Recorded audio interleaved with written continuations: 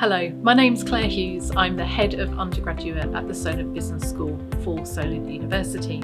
And I wanted to spend some time just talking to you about personal statements because I've literally read hundreds across my academic career.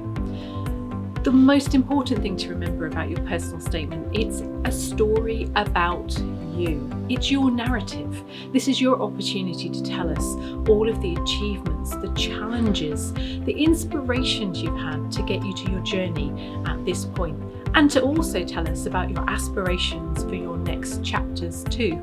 So you may wonder how to start this personal statement, and I've got a couple of ideas for you. The first one, you could pull together a mind map. That's where you get a piece of paper or open up your computer and just put down all the ideas you have about the achievements you've had, the challenges you've had, what you've learned, why you're passionate about the subject that you want to do. You then pull all of that together and then theme it, and that then becomes your story to tell in your personal statement.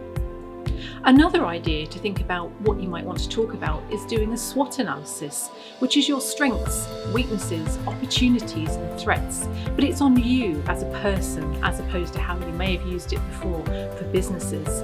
And in that way, you might identify some other areas that you want to talk about in your personal statement.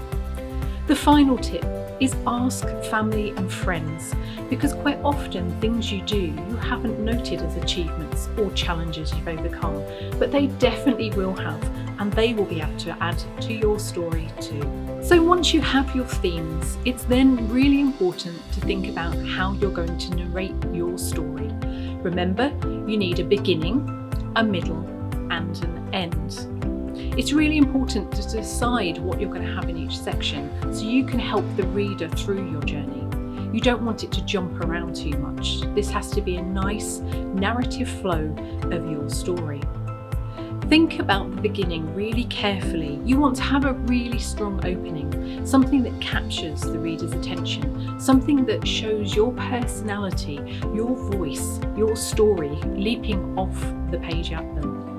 The other area to really consider is the end. Sometimes people rush the end slightly, but this is the last thing that the reader is going to read. Think about if they haven't remembered anything else on your personal statement, what you want them to go away actually remembering, and that's what you put at the end.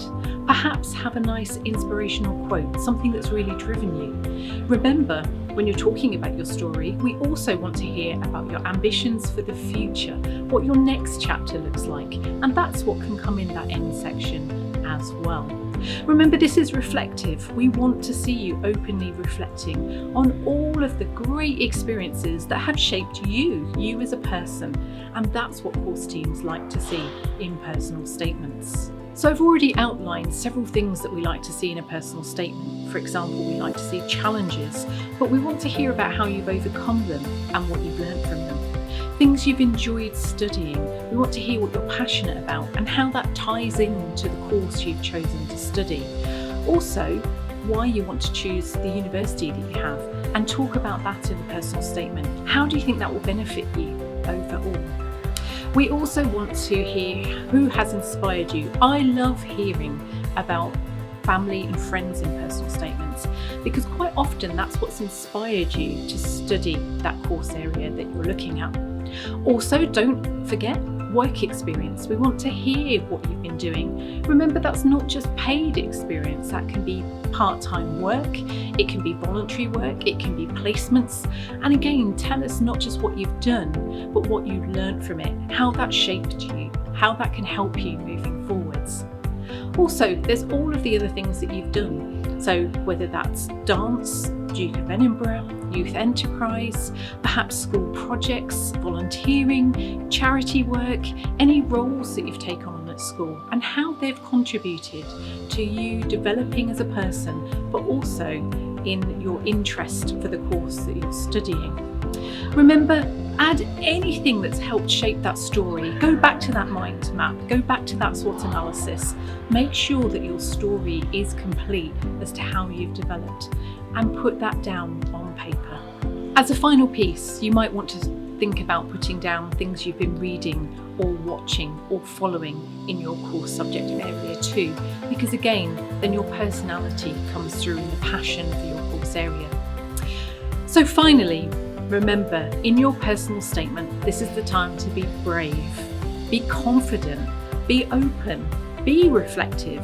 You have all done amazing things and you want to get that down. This is not the time to be shy. This is the time to put that in your personal statement and really be proud of the achievements you've made. Your personal statement isn't actually just to send off to a college or a university. It's actually a culmination of your story. It's an end of one chapter and the opening of a new one. So be confident in all the great things that you've done. And if you do that, I know you're going to have some amazing personal statements that course teams are going to read, and they're going to hear your passion, they're going to hear your voice, and they're going to be really interested in your story. Finally, all I need to say is good luck with your applications, although I'm sure none of you will need it and you're going to have amazing personal statements. Remember, the university can assist you in helping you write your personal statement, so do please contact us if you would like some further advice.